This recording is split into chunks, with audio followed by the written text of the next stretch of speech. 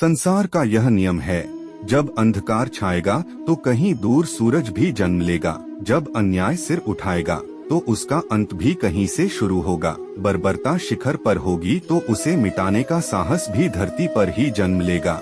हमारी धरती का ही नियम है जिस पर संसार टिका है, तो उस अराजकता में उम्मीद का जन्म लेना ही तो जन्माष्टमी है। कंस के अत्याचार के विरुद्ध जन्म लेने वाली आवाज है जन्माष्टमी। यह सिर्फ एक त्योहार नहीं, हमारी संस्कृति और परंपरा की पहचान है।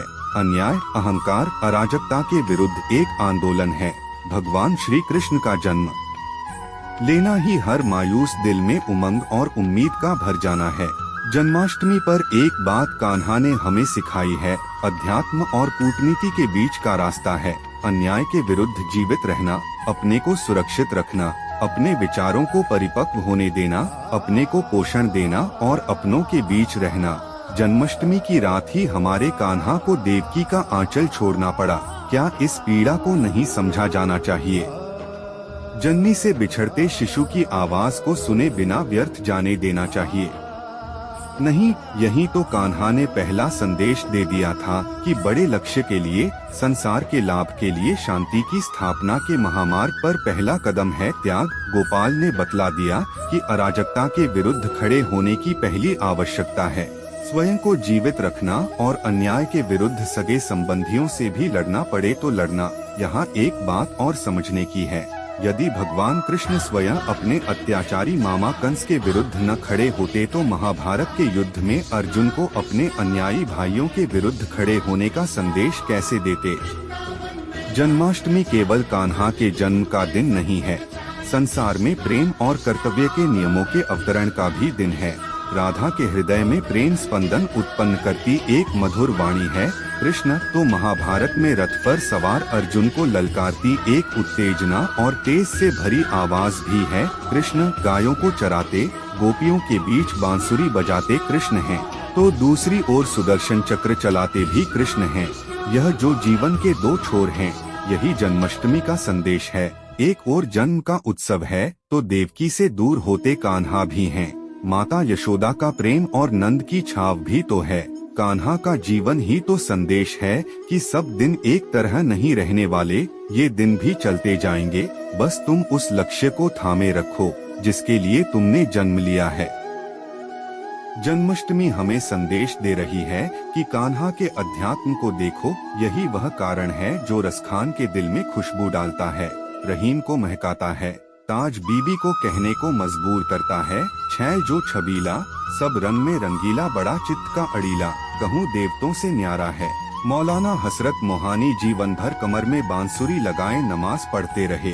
हर साल हज करते तो हर साल वृंदावन जाते। कान्हा के जीवन का यह ध्यात्म आज तक हमें जोड़े हैं। तभी तो कोई फैसल खान आज भी नंद की पावन गलियों में कान्हा प्रेम में मतवाला घूमता है, तो कोई हैदर अलवी आज भी लिख रहा है, मुझे अपनी निगाहों के पास रहने देगर तू कृष्ण है, मुझे सूरदास रहने दे।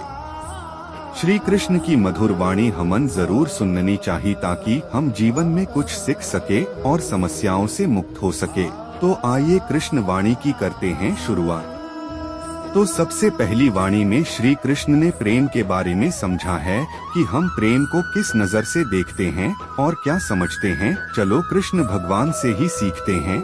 श्री कृष्ण कहते हैं, जो आपके पास है, आपका संसार है, उसमें खुश रहना सीखिए, क्योंकि भले ही आप मानते हो कि आप संसार के लिए कुछ नहीं, पर कुछ लोगों के लिए आप पूरा संसार है। स्वतंत्रता का भाव सबको प्रिय होता है, इसलिए अगर सच्चे प्रेम को पाना हो तो उसे स्वतंत्र छोड़ दो। अपनी क्षमता को जानकर यदि पूरी दृढ़ता से हम कोई भी कार्य करेंगे तो वो अवश्य सफल होगा। अगर कुछ मांगने के लिए करोगे तो वो मित्रता नहीं, अगर कुछ पाने के लिए करोगे तो वो प्रेम नहीं। हमारे जन्म से ज्यादा हमारा भविष्य हमारे चयन पर निर्भर करता है। इसीलिए अच्छी तरह से सोच समझकर चयन करना एक उज्ज्वल भविष्य के लिए अनिवार्य है। मनुष्य एकत्रित करता रह जाता है, परंतु न तो उसके मन की भूख मिटती है, न ही शरीर की। इसीलिए हमेशा अच्छे कर्मों को एकत्रित करना चाहिए, नहीं तो इस संसार से भूखे ही जाना पड़ेगा। प्रेम और मोह को हमेशा अलग रखना चाहिए। यदि वे आपस में मिल जाएं, तो स्वार्थ बन जाते हैं। भाग्य के द्वार हार मानने वालों के लिए कभी नहीं खुलते, उन्हीं के लिए खुलते हैं जो अपने लक्ष्य की ओर बढ़ने का प्रयास बार बार करते हैं। बिना रुके कर्म करते रहें और जो आपके पास है उसे बांटें। तभी जीवन और मन में प्रसन्नता होगी।